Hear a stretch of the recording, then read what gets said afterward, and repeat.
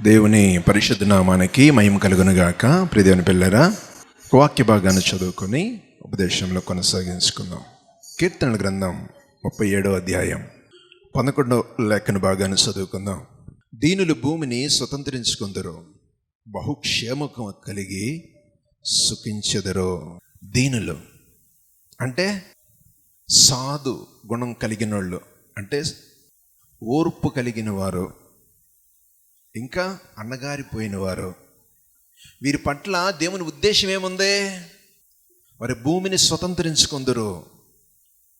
2, క్షేమము కలిగి సుఖించెదరు. ఎక్కడా? ఉన్నత స్థలముల మీద. స్తోత్రం చెప్పండి దేవుని గట్టిగా. ఇంతటి క్షేమకరమైన పరిస్థితి కావాలంటే దీనత్వం ఉండాలి. బైబిల్ గ్రంథం నుంచి ఒక 2 సందర్భాలు మీ దృష్టికి తీసుకొస్తాను. మీరు ఎక్కడున్నారో అర్థమైపోద్ది నాతో సహా. మొట్టమొదటిగా నన్ను తాకి నన్ను కడిగి ఆ బతుకు నాకుంటే మీ దగ్గర దాకా వస్తుంది. నాలో మార్పు లేని స్థితి ఉందనుకో, మీకు నేనేం చెప్పగలుగుతాను? దీన్ని దాచేసి ఇంకో మాట చెప్పాలి మీకు. అనుదినము కడగబడుతూ ఉంటే ఆ వాక్యం అనే వెలుగులో నువ్వు వస్తే ఒక ప్రకాశమైన పరిస్థితుల్ని బ్రతుకు కొనసాగించడం ఎక్కడ? ఉన్నత స్థలముల మీద. హల్లెలూయా. ఆ క్షేమం ఎట్లా ఉంటుందంట? బహుక్షేమము కలిగి. బహుక్షేమం అంటే సురక్షితమైన పరిస్థితులు. సందర్భాన్ని మీ దృష్టికి తీసుకొస్తున్నాను చూడండి. ఆదికాండం 6వ అధ్యాయం 14 నుండి 18 వరకు. చితిసారకు మానుత్రో మీ కొరకు ఓడను చేసుకునేమో అరలు పెట్టి ఆ ఓడను చేసి లోపటను వెలుపటను దానికి కీలును పొయ్యవలను. నీవు దాన్ని చేయవలసిన విధమిది. ఆ ఓడ 300 మూరలు పొడుగును, 50 మూరల వెడల్పును, 30 మూరల ఎత్తును గలదై ఉండవలెను. ఆ ఓడకు కిటికీ చేసి పైనుండి మూరెడి కిందకి దానిని ముగింపవలెను.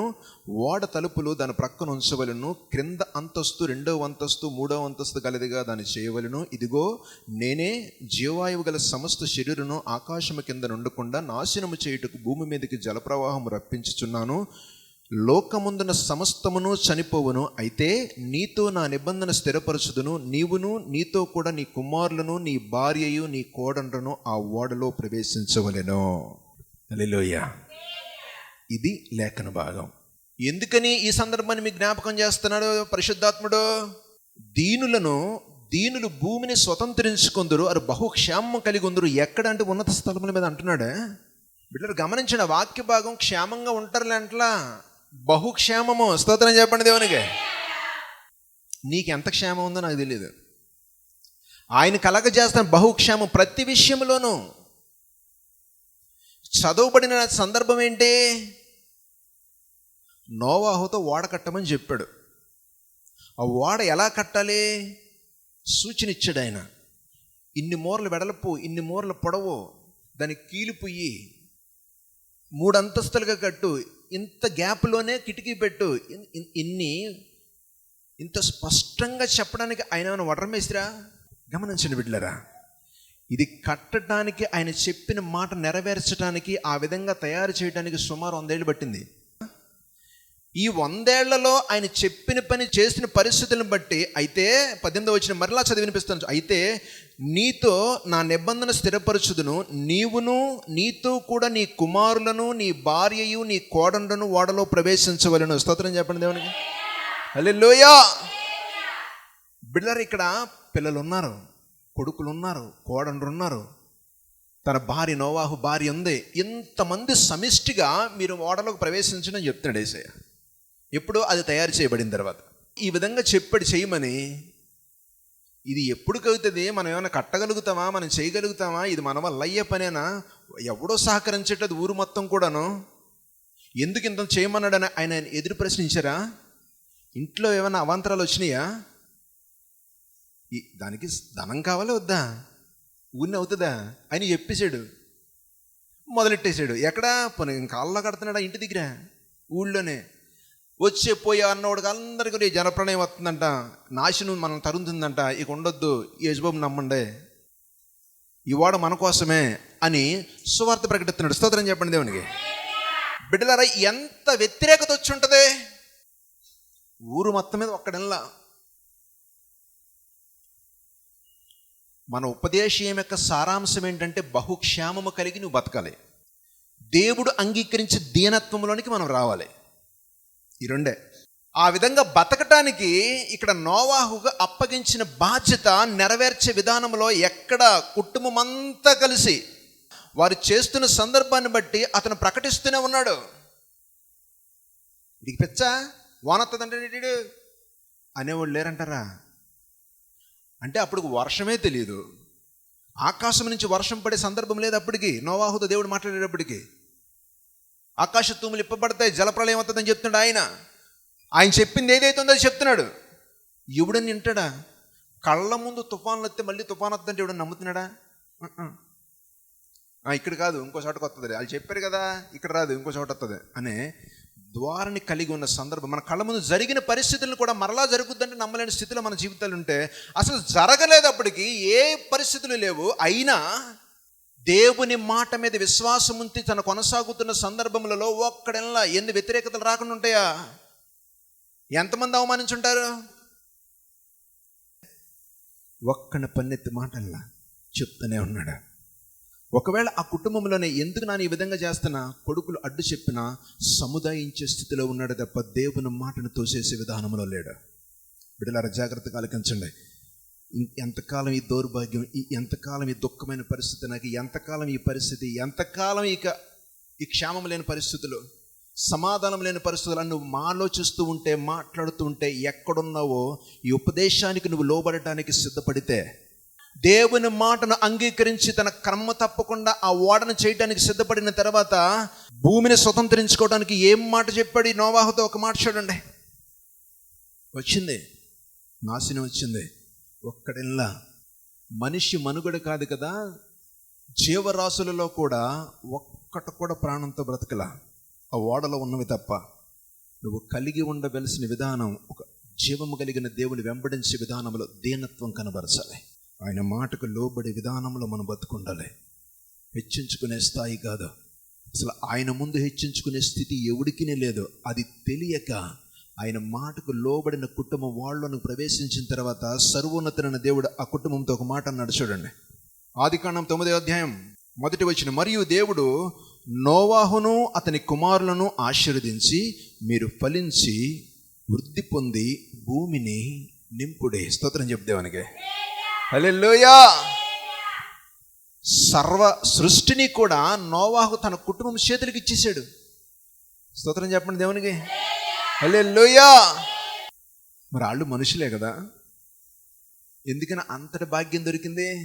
బహుక్షేమం. ఇంకొక శత్రువు అనేది లేడు, ఇబ్బంది పెట్టేవాళ్ళు లేరు, తన సంతంత నుంచి సంక్రమించేదే తప్ప ఇంకొకటి లేదు.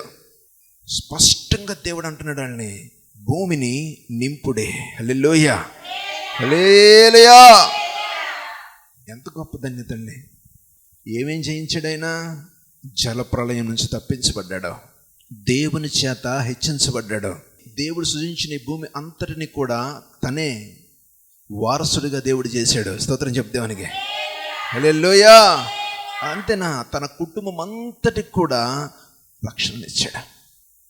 ఈ పరిస్థితుల్లో నడవటానికి ఏం కనపరిచాడు? చేసిన సువార్త విషయంలో ఎక్కడా కూడా ఎవరిని ఇసుకోలేని పరిస్థితిలో, దేవుడి మీద తిరగబడే విధానంలో లేక, ఆయన మాటకు మాత్రమే లోబడిపోయి ఒక దీనత్వాన్ని కనపరిచాడు. స్తోత్రం చెప్పండి దేవునికి. బిడ్డలు మీకు అర్థమవుతుందా? ఉపదేశం అలాగే 2 సందర్భాలు మీ ముందు ఉంచుతా. దేవుని చేత సాక్ష్యం పొందిడి ఇంతటి ఈ భూమి మీద నివసించేవారు నీతిమంతుడైన నోవాహుని సాక్ష్యం పొందాడు. సాక్ష్యం పొందిన విధానాన్ని బట్టి దేవుని మాటకు లోబడి దేవుని ఉగ్రతను తప్పించబడ్డాడు. స్తోత్రం చెప్పండి దేవునికి. హల్లెలూయా. దేవుని చేతే హెచ్చించబడ్డాడు, దేవుని దీవెనకరమైన పరిస్థితి నడిపించబడ్డాడు. సర్వ మానవాళి మరలా జీవం పోసుకోవటానికి తన కుటుంబం కారణమైంది, వృద్ధి చెందటానికి. అంతటి గొప్ప ధన్యత ఇచ్చాడంటే ఏం చేశాడు? ఇట్లా ఉండాలి అంటే అట్లా చేయడానికి సిద్ధపడ్డాడు, తగ్గించుకున్నాడు. ఇది జరుగుతుందా? ఇది దేవుని మాటేనా? ఆయన నాతో మాట్లాడా? ఇది నాకు భ్రమ అనే ఆలోచన లేడు. బిడ్డలారా గమనించండి, దీనులు భూమిని స్వతంత్రించుకుందరు అనే మాట ఆయన స్వతంత్రించుకున్నాడు కాబట్టే స్తోత్రం చెప్తామనిగా. హల్లెలూయా. అంతటి పరిస్థితులు నోవా కలగజేసిన నా తండ్రి, నీకున్న కొద్దిపాటి క్షేమము లేని పరిస్థితుల నుంచి బహుక్షేమము కలిగే వృద్ధిలోనికి దేవుడు నడిపించలేడా? అంతటి జలప్రాణం నుంచి తప్పింపడటానికి నోవాహుకు ఏది కారణమైంది? ఆయన మాటలో ఉన్నాడు అంతే. స్తోత్రం చెప్పరా దేవునికి. ఇంకొక సందర్భాన్ని మీ దృష్టికి తీసుకొస్తాను బిడ్డలారా. ఆదికాండం 24:63. సాయంకాలం ఇస్సాకు పొలములో ధ్యానింప బయలు వెళ్ళి కన్నులెత్తి చూసినప్పుడు ఒంటెలు వచ్చుచుండెను. రిబ్కా కన్నులెత్తి ఇస్సాకును చూసి ఒంటి మీద నుండి దిగి, మనల్ని ఎదుర్కొనుటకు పొలములో నడుస్తున్న ఆ మనుష్యుడు ఎవరని దాసుని అడగగా, ఇతడు నా యజమానుడిని చెప్పిన గనుక ఆమె ముసుగు వేసుకొనెను. స్తోత్రం చెప్పండి దేవునికి.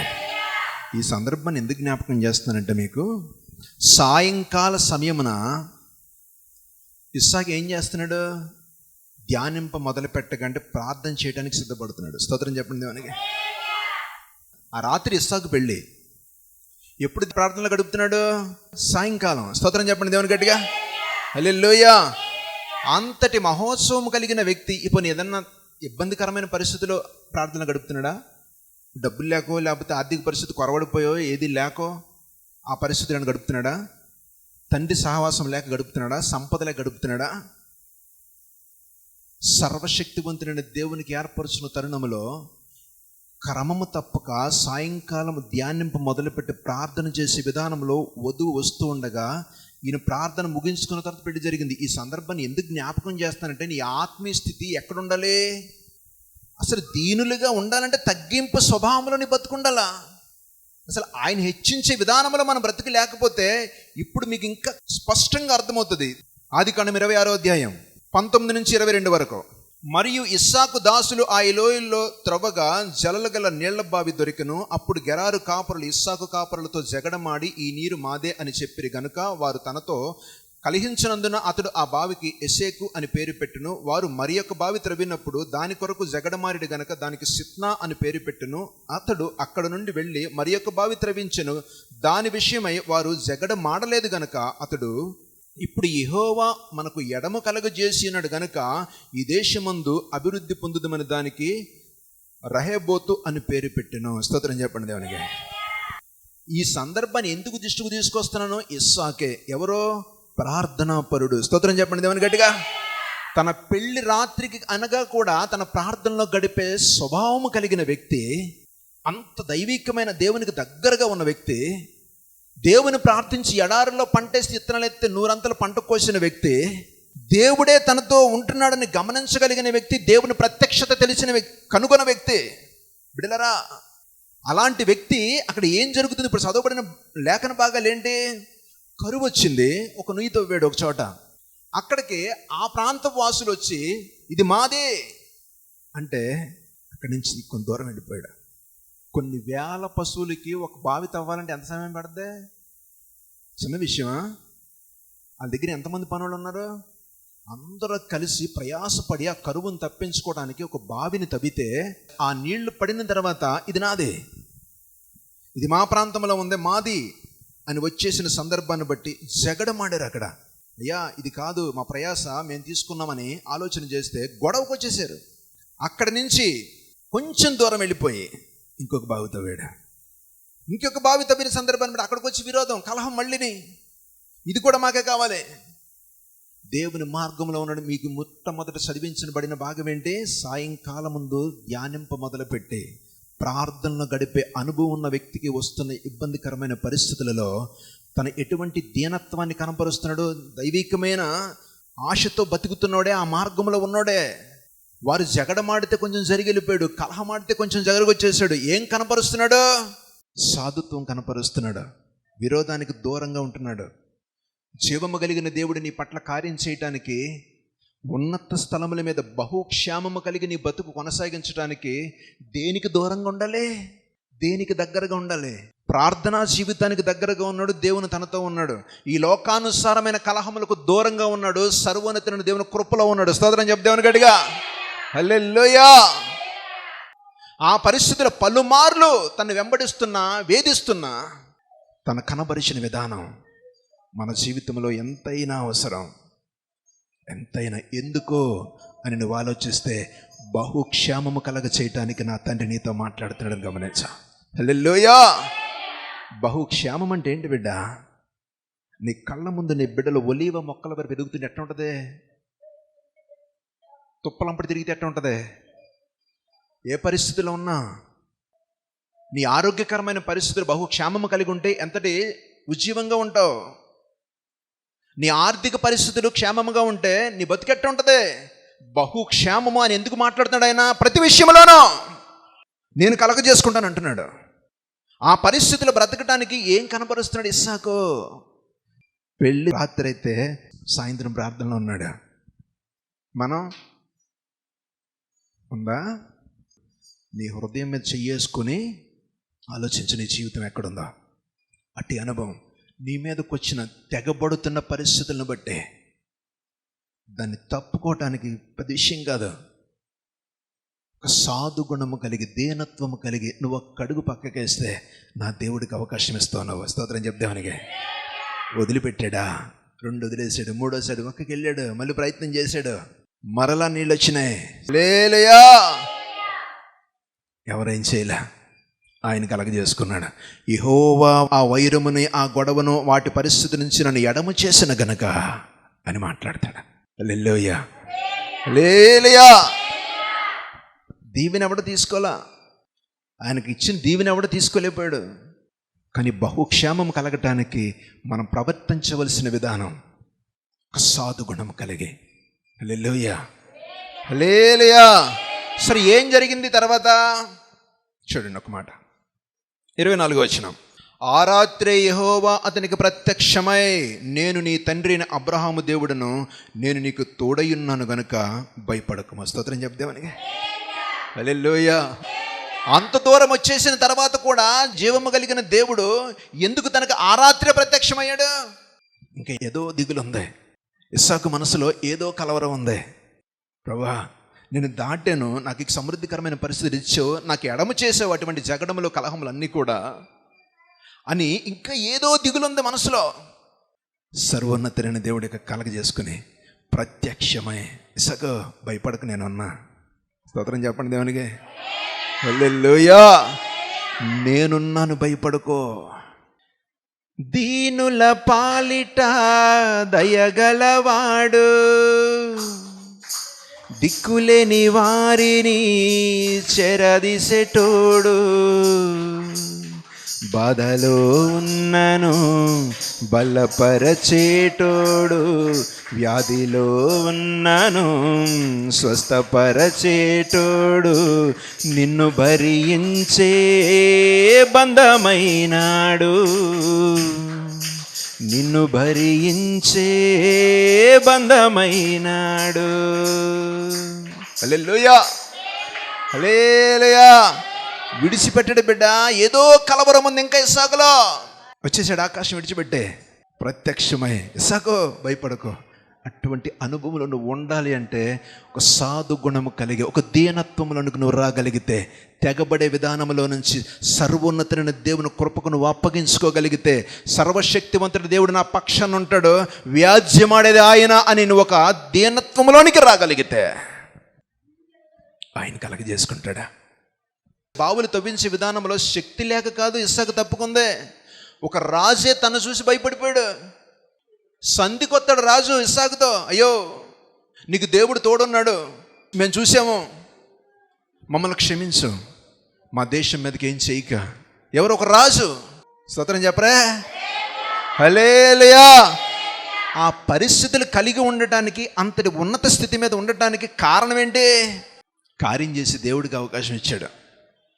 బిడ్డ, చాలా జాగ్రత్తగా ఆలోచించి నీ నోరు దేవుని స్తుతిస్తే నీ గుడారం బహుక్షేమంగా ఉంటుంది. బిడ్డను గమనించండి. ఏ పరిస్థితి కూడా మన చేతుల్లో ఉండదో, ఏది కూడా, ఏ పరిస్థితి మన చేతుల్లో ఉంటుందో కానీ ఆయన చేతుల నుంచి దాటిపోదో. నేను ప్రకటిస్తున్న యేసయ్య చేతుల నుంచి దాటిపోదో. ఏది నీలో ఏ పరిస్థితుల్లో ఉన్నా, అనారోగ్యమా, ఆరోగ్యం ఇచ్చేది ఆయన, కుటుంబ క్షేమమా కలగజేసేది ఆయన, నీ ఆర్థిక పరిస్థితి నిన్ను దీవించేది ఆయన. బహుక్షేమము అని మాట్లాడుతున్న నా తండ్రి ఎందులో కూడా నిన్ను కొదువుగా ఉంచడో. కన్ను ఉండాల్సిందే. ఒక సాధు గుణము కలిగి నీ జీవితాన్ని కొనసాగించడానికి సిద్ధపడితే ఇస్సాకు తోడయ్యున్న నా తండ్రి దర్శించి మాట్లాడినాడు. నోవాహుకు తన కుటుంబానికి బహుక్షేమము కలగజేసిన నా దేవుడు ఇప్పుడు నీతో మాట్లాడుతూ గమనించగలిగితే నువ్వు ఎక్కడున్నావో నిన్ను నువ్వు పరిశీలన చేసుకోవటానికి కొన్ని మాటలు మీ దృష్టికి తీసుకొస్తాను. చూడండి, సామెతల గ్రంథం 6వ అధ్యాయం. ఆయనకి ఇష్టం లేనివి కొన్ని చెప్తున్నాడు. 16 నుంచి 19 వరకు అటు వివరణ మీకు మీ దృష్టికి తీసుకొస్తాను. అహంకారం అనేది మనకు ఉండకూడదు. మీకు అర్థమవుతుందా? దీనులకు అహంకారం ఉంటుందా? అహంకారం అంటే ఏంటి? తప్పుడు స్థితిలో మనం ఉన్నా మన తప్పును కప్పిపుచ్చుకుని ఎదటోడి మీద నిందారోపణ చేసేది అహంకారం. దాన్ని తగ్గించుకునే విధానంలో కొన్ని వెళ్ళని పరిస్థితులు, అబద్ధపకరమైన జీవితం. ఏ పరిస్థితుల్లో కూడా దానికి అవకాశం అనేది ఇవ్వకూడదు. అబద్ధకుడికి జనకుడెవడో సాతానే. నేను బహుక్షేమము కలగజేసాను నా తండ్రి, నువ్వు ఉండాల్సిన స్థితి నీ ముందుంచినప్పుడు 2 వ్యక్తులకు తన కుటుంబాలను కలగజేసుకుని దేవుడు క్షేమకరమైన పరిస్థితులు అనుగ్రహించిన నా తండ్రి మనల్ని వదిలేసేవాడా? బిడ్డలు గమనించిన టీవీ చూస్తున్న ప్రతి ఒక్కరు కూడా నువ్వు ఏది కలిగి ఉన్నా అహంకారమా, అబద్ధకరమైన జీవితమా, పొరుగువాడిని ఎంతసేపు ద్వేషించే విధానంలో ఉండటమే, కలహముతో కూడిన జీవితం జీవించటమేనా? బైబిలే, ఆ మాటలు చదువుకోండి. ఏ పరిస్థితిలో ఉన్నాం మనం? దుర్యాలోచనలు చేస్తూ, వేరే ఆలోచనలు కలిగి జీవిస్తూ, ఒక వ్యక్తిని నాశనాన్ని వైపు నడిపించడానికి నీ శాయశక్తుల ప్రయత్నం చేస్తూ, నేనేదో మెప్పు పొందుతాను అనే ఆలోచనని బ్రతుకుని ఉండటానికి ఇష్టపడుతున్నావేమో. కలగ చేసుకునే దేవుడు కలగ చేసుకుంటే నీ పక్షాన బహుక్షేమము కలగ చేయడానికి సిద్ధంగా ఉన్నాడు ఆయన. స్తోత్రం చెప్దానికి. హల్లెలూయా. ఏది నా జీవితంలో, నా కుటుంబంలో, నా బిడ్డల పక్షాన కలగట్లేదు నువ్వు అనుకుంటున్నావో నీలో ఉండకూడనివి. నోవాహు చేసిన భక్తి తన కుటుంబం అంతా కలిసి ఓడెక్కారు. ఇస్సాకు తన ప్రార్థనా జీవితాన్ని విడవక సాయంత్రం రాత్రి పెళ్ళైతే సాయంత్రం ప్రార్థనలు ఉంటున్నాడు. కలహం అనేది ఆయన దగ్గరకు వచ్చి కొంత దూరం వెళ్ళిపోతున్నాడు.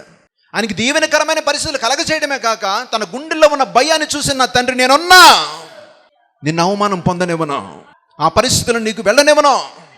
ఒక రాజే పశ్చాత్తాపంతో, అయ్యా నీకు తోడై ఉన్నాడు దేవుడు, నన్ను క్షమించు, నా ప్రాంతం మీదకి ఇటువంటి వ్యతిరేకత రానేకో ఆలోచిస్తున్నాడే. ఆ పరిస్థితుల్లో నువ్వు బ్రతకడానికి ఏం కలిగి ఉండాలా? మహోన్నతుడైన నా తండ్రి నీతో మాట్లాడుతున్నాడని గమనించు.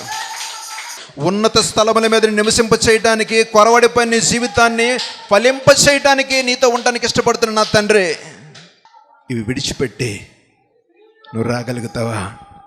బంధుగణంలోనే, అన్నదమ్ముల మధ్యనే గొడవలు పుట్టించే తత్వంతో మన జీవితాలు ఎక్కడన్నా ఉన్నాయా? అది ఆయనకి అసహ్యము అంటున్నాడు. స్తోత్రం చెప్దానికి. అవి నాకు అసహ్యము అన్న నా తండ్రి ఆ దీనత్వంలోనికి రావడానికి ఇవన్నీ నీలో ఉంటే ఇక నటించడమే. అది సర్వశక్తివంతుడైన దేవుని పక్షాన నువ్వు నటిస్తే ఎట్టుంటుంది గమనించు బిడ్డ. ఆ స్థితిలో మనం ఉండకుండా ఒక 2 మాటలు మీ దృష్టికి తీసుకొస్తాను. చూడండి, కీర్తన 25:9. న్యాయ విధులను బట్టి ఆయన దీనులను నడిపించును, తన మార్గమును దీనులకు నేర్పును. స్తోత్రం చెప్దేవానికి. ఇవేమీ లేక న్యాయకరమైన దేవుని నీతిని నెరవేర్చే విధానంలో మన బ్రతుకులు కొనసాగిస్తూ ఉంటే ఆ పరిస్థితులను బట్టి దీనులను నడిపించును, తన మార్గములను దీనులకు నేర్పును. స్తోత్రం చెప్పండి దేవునికి. మీకు అర్థమవుతుందా? ఎటువంటి అసహ్యమైన క్రియలలో మనం లేక న్యాయయుక్తమైన పరిస్థితులు మన బ్రతుకును కొనసాగిస్తూ ఉంటే ఆయన మార్గములు దీనులకు నేర్పును. స్తోత్రం చెప్పు దేవునికి. హల్లెలూయా. అదే కీర్తన 149వ అధ్యాయం 4వ వచనం. ఆయన దీనులను రక్షణతో అలంకరించును. స్తోత్రం చెప్పు. అర్థమైందా? ఆయన ఆ పరిస్థితులు నువ్వు ఉంటే రక్షణతో అలంకరించెను. నీ కుటుంబం అంతా భద్రతలో ఉంటుంది, దేవుని రక్షణలో ఉంటుంది. బహుక్షేమము కలిగి జీవించడానికి దేవుడు సిద్ధముగా ఉన్నాడు. కానీ ఆ సాధు గుణములోనికి నువ్వు వస్తే, ఆ దీనత్వము కలిగి జీవించడానికి దేవుని మహిమార్థమై నీ బ్రతుకుంటే, ఇటువంటి అనాలోచనకరమైన పరిస్థితులు, అహంకారము, అబద్ధకరమైన జీవితం, పొరుగువాడి మీద ద్వేషం, అబద్ధపు సాక్ష్యం, దుర్యాలోచనలు, ఇవన్నీ కూడా నాకు అసహ్యం అన్న తండ్రి, వాటి నుంచి నువ్వు దూరపరచబడితే ఆ కుటుంబం అంతటికి దీనులను రక్షణతో అలంకరించును. స్తోత్రం చెప్పు దేవునికి. అటు స్థితిలో దేవుడు మనల్ని అందరినీ జ్ఞాపకం చేసుకోవాలని, ఇస్సాకును దర్శించిన నా తండ్రి, నీ జీవితంలో అటు దర్శనము కలిగి నిన్ను బలపరిచే విధముగా నీ స్థితి మారాలని నువ్వు ఆశపడితే నీ పక్షాన్ని ప్రార్థన చేయడానికి దేవుడు ఏర్పరచుకున్న పనోడిగా నేను సిద్ధం. మోకరించి ప్రార్థన చేద్దాం. మహాపరిశుద్ధుడా, ప్రేమ కలిగిన మా తండ్రి, శక్తివంతుడా, నీ రక్షణతో మేము అలంకరించబడాలయ్యా. ఏ విధముగా నోవాహు తన కుటుంబాన్ని నీ భద్రతలో ఉంచావో, ఏ పరిస్థితులను నువ్వు చెప్పింది చేయటానికి దీనుడై నడిచాడో తండ్రి, ఈ భూమిని స్వతంత్రించుకోవడానికి నీ కృప చూపించావు తండ్రి. ఇస్సాకు ప్రభువా, ఎటువంటి కలహములకు, జగడములకు ఏ విధముగా ప్రభువా దూరపరిచావో అటు జీవితాన్ని కలిగి ఉన్నాడు. క్రమము తప్పక నీతో గడపటానికి సిద్ధపాటు కలిగి ఉన్నాడు. ఆ స్థితిని బట్టి నీవే ఆయనకు ప్రత్యక్షమై బలపరిచేవే. అట్టి కృప మాకు అనుగ్రహించయ్యా. అటు బహుక్షేమము కలిగి జీవించే విధానములు మమ్మల్ని స్థిరపరచుదేవా. టీవీ చూస్తున్న బిడ్డలను జ్ఞాపకం చేసుకోనండి. వారి పట్ల నీ క్షేమకరమైన పరిస్థితిని అనుగ్రహించు. ఉన్నత స్థలములను నివసించే విధానంలో బలపరచు. ప్రతి వ్యతిరేకతకు ప్రభువా దూరపరచు. సాధు గుణము కలిగి నిన్ను అనుసరించే వారిగా స్థిరపరిచి బలపరచమని, వారి కుటుంబం అంతటికి బహుక్షేమము కలుగు చేయమని యేసు పరిశుద్ధ నామములో ప్రార్థించడి వేడుకుంటున్నాను తండ్రి. ఆమేన్.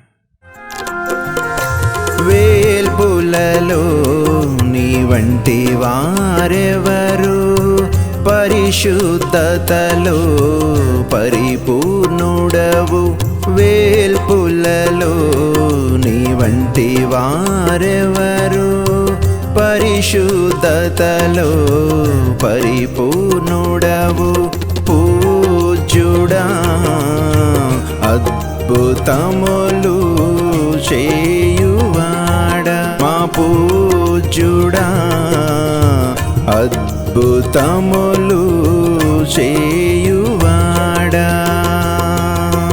యేసయ్యా ప్రభో,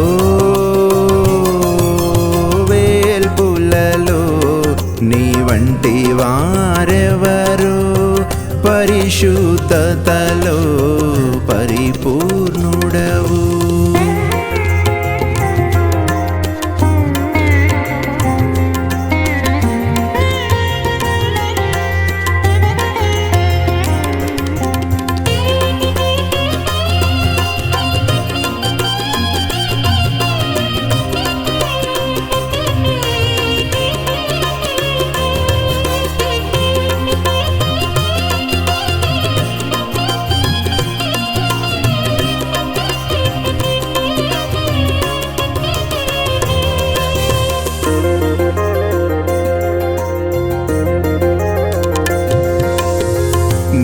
దక్షిణ హస్తం చాపితివి, శత్రు సమూహమును అణచితివి.